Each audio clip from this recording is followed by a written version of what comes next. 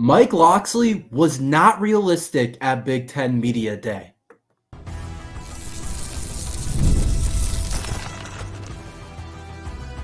You are Locked On Terps, your daily podcast on the Maryland Terps, part of the Locked On Podcast Network, your team every day.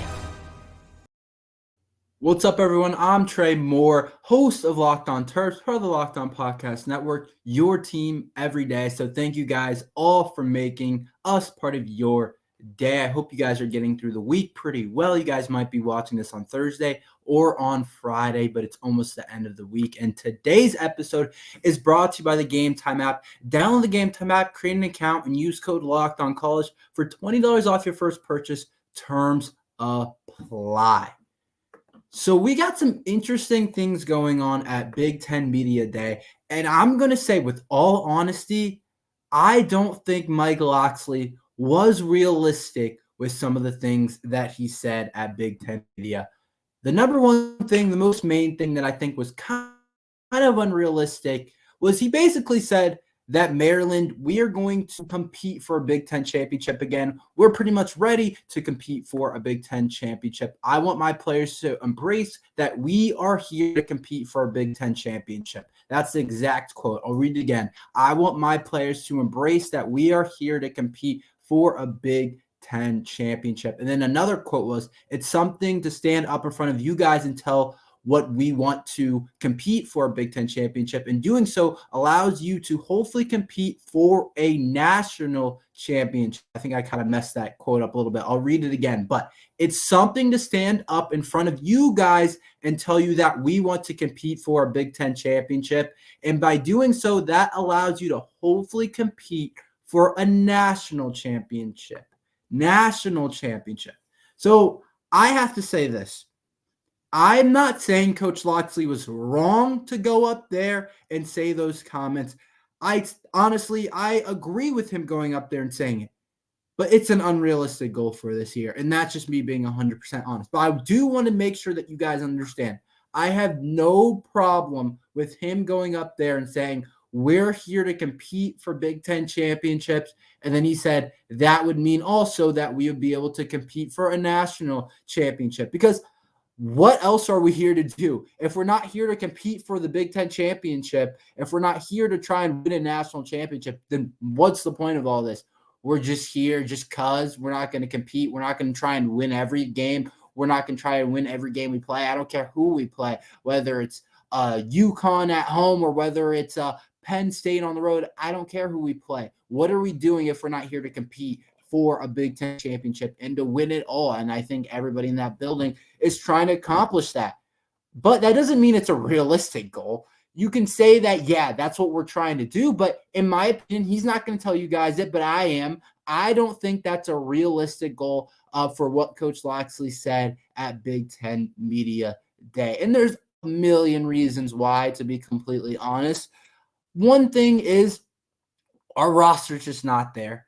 And I'm going to go through it a little bit. And when I say our roster's not there, there's other teams that are just better than us in the Big Ten right now, that are more talented than us, that have just higher ceiling, better players in a lot of key spots. I think Maryland is a really good team in the Big Ten, and I think we're being underrated. And I think if the quarterback play is right, we could have a good year. But at the end of the day, there's a couple of teams at the top of the Big Ten that just have a little bit more juice, and they just have more players that are going to go to the NFL, more NFL talent, specifically up front. I'm telling you guys, that's the biggest difference between the top teams in the Big Ten and some of the lower teams like Ohio State, Michigan, Oregon now. Those teams, Penn State, they have awesome guys up front. And if we want to ever compete for a Big Ten championship, we're going to have to recruit those guys on the offensive and defensive line at a higher level, because it's really hard to beat a team where they're going to, for sure, almost going into the game, you know that their offensive and defensive line are probably going to outplay. So it starts there. There's more teams, there's better teams in the Big Ten when you look at it that are going to probably have a much, or are going to have a better chance at winning the Big Ten, just because They have the better teams.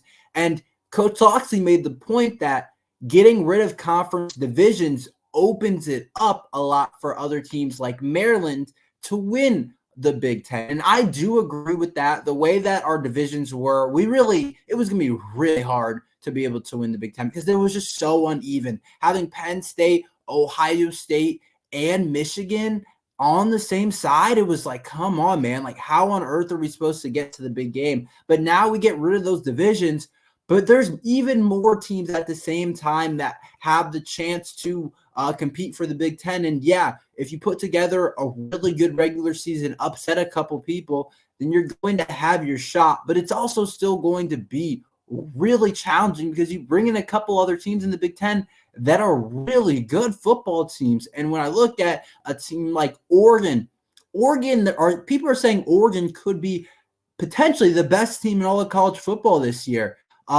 Forget Georgia, forget Ohio State. I'm not saying that Oregon is better, but people are saying they have a chance to win the Big Ten. Okay, Ohio State might be the favorite, but they have a really good team this year. And yeah, we play Oregon, and having to go to Eugene and actually beat Oregon is the way that we would have to be able to win a Big Ten championship. We would have to go to Eugene and beat Oregon. And that's something that's not easy to do because even without the conference realignment, you're still going to have to be a top 2 team in the conference to potentially win the Big Ten conference. Yeah, so you would have to beat a team like Oregon at Oregon if you want to, because it's probably going to be 2 teams that went undefeated in Big Ten play. Maybe it's 1-loss team. It's probably going to be at least a 1-loss team and an undefeated, I would think, or maybe 2 1-loss teams in the Big Ten. I don't know exactly, but I'm guessing that it's going to be 2 teams that maybe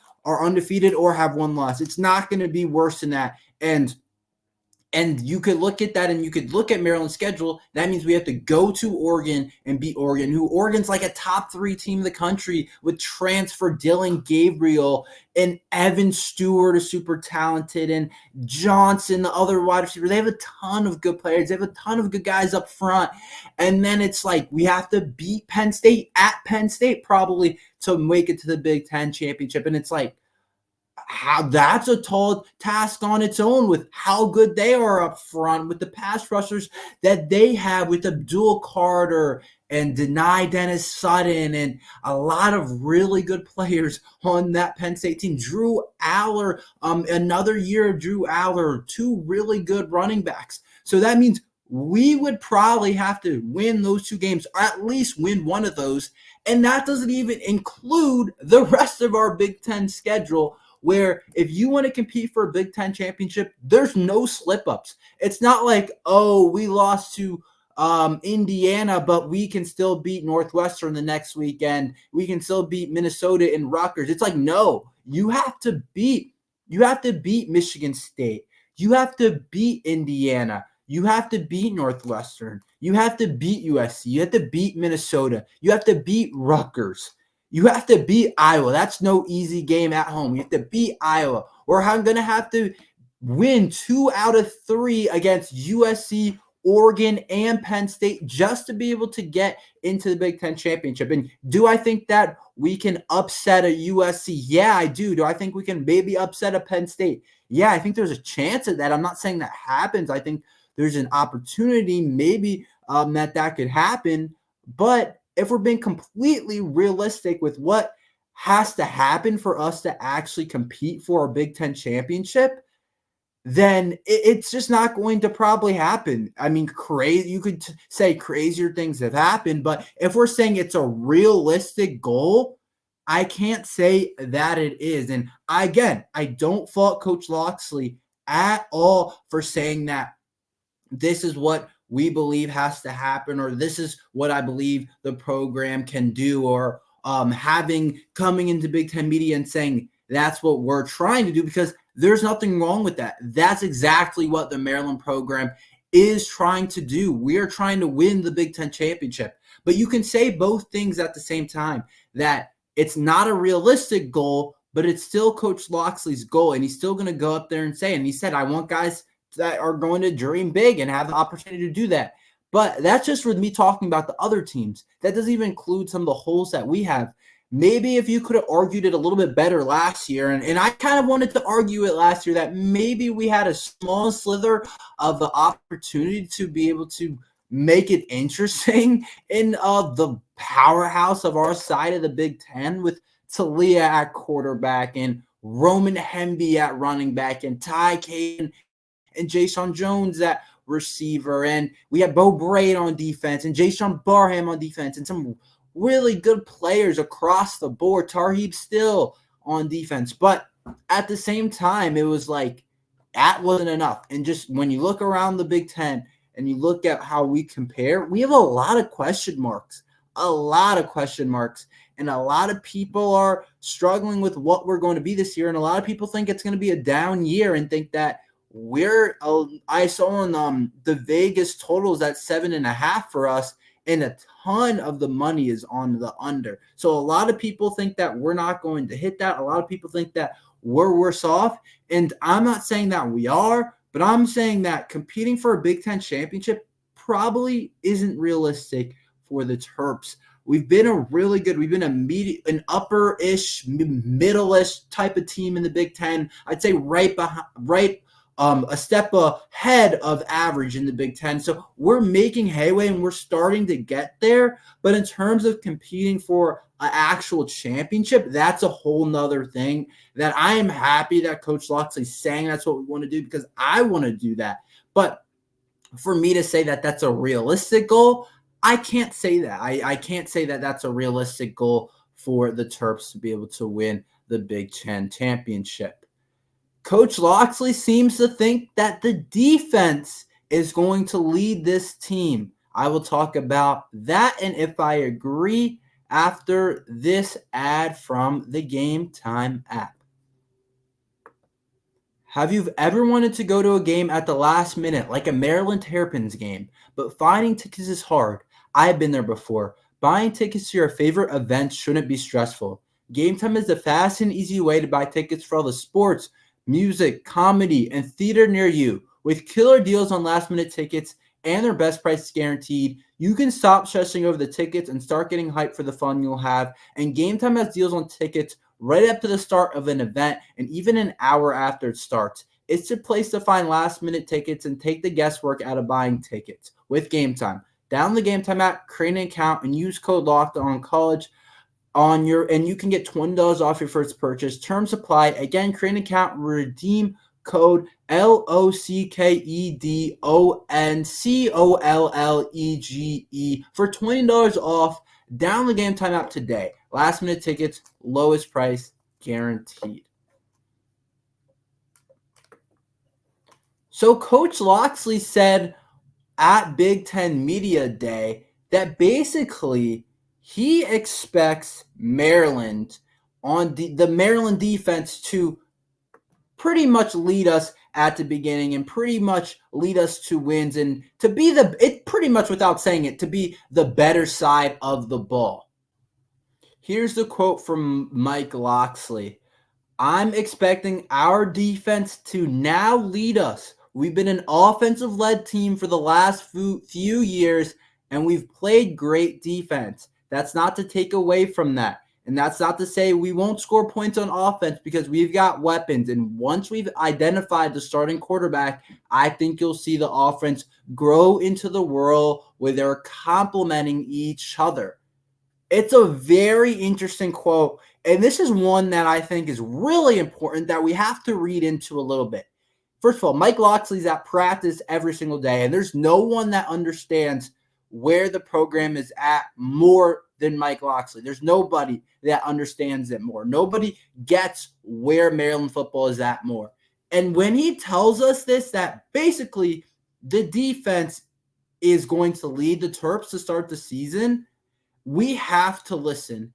And I don't know if I really have said this, but it's pretty clear that Maryland's defense is going to lead the Terps, especially at the start of the seasons. You know what they say, defense wins championships. And I just talked about Maryland's chances to win the Big Ten and if that's a realistic goal. And Maryland, just to win games, defense is going to have to win games. I'll say that. Because I agree with Coach Locksley. When you get the team, yeah, we have some good weapons on the offense side of the ball, but there's a lot of starters coming back on defense. Pretty much everybody up front is back in terms of King Basote, in terms of Jordan Phillips, and then the defensive end, outside linebackers, whatever you want to call them, in terms of Kellen Wyatt and Quayshawn Fuller and Donnell Brown are all back. And then safeties, Glendon Miller and Dante Trader, even though Glendon played more in the slot last year, he's back.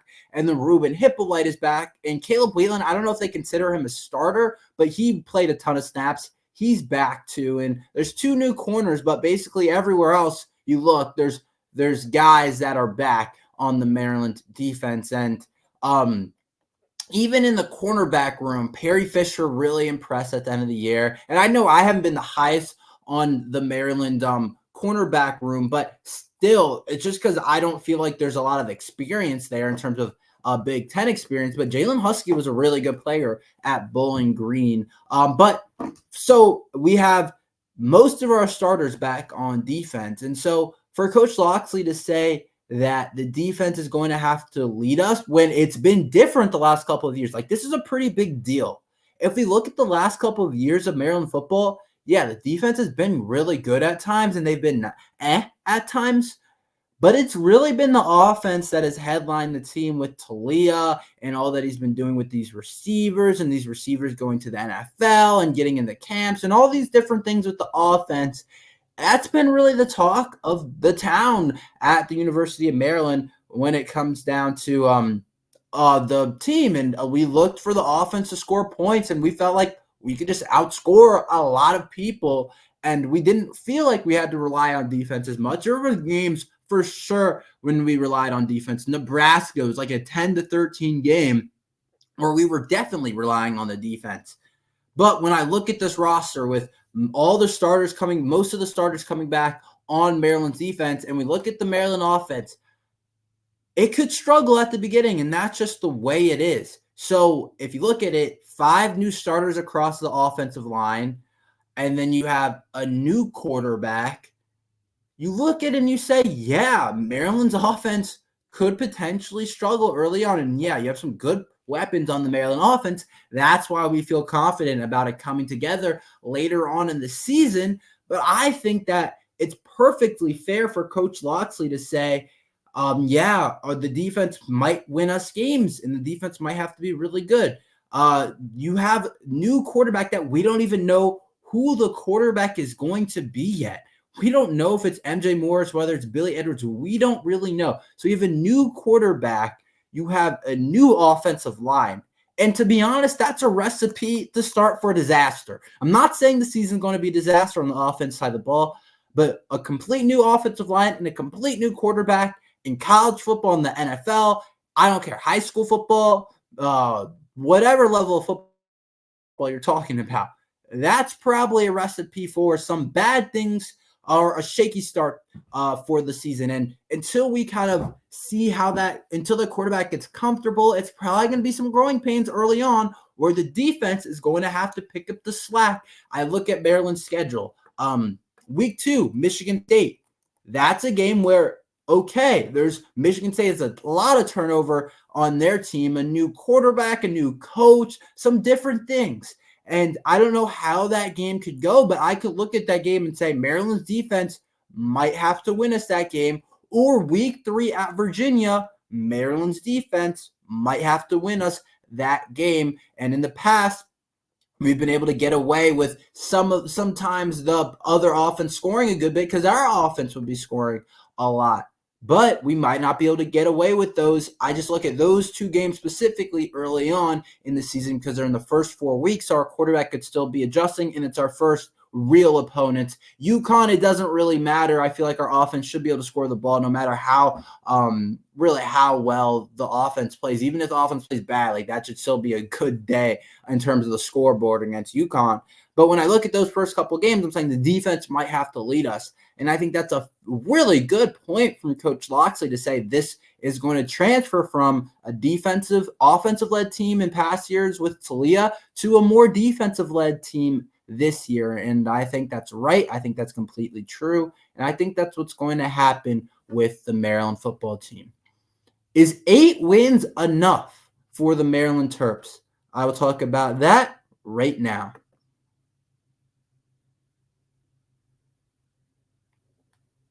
So Maryland has been around 8-7 wins the last couple of years, and a lot of people are tired of it. But I'm here to say, if we have an 8-win season, that's an awesome season for the Terps.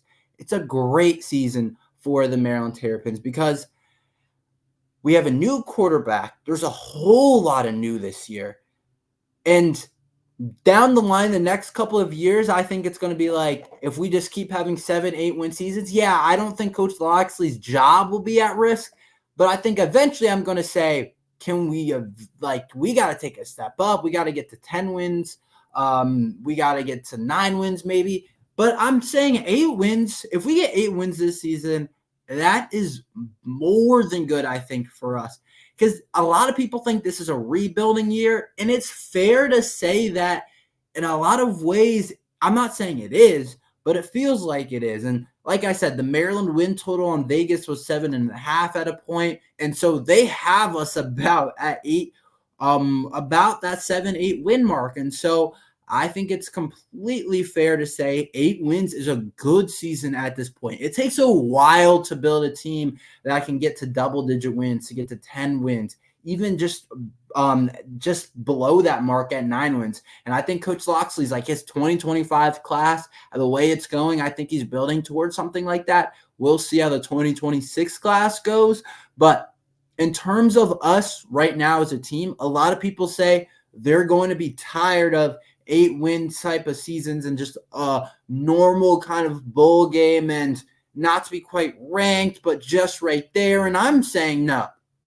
Where the program is, the talent that we have on our roster, 8-win season right now is really good. And if Coach Locksley gets this team to 8 wins, it might be one of his better coaching jobs that we have seen.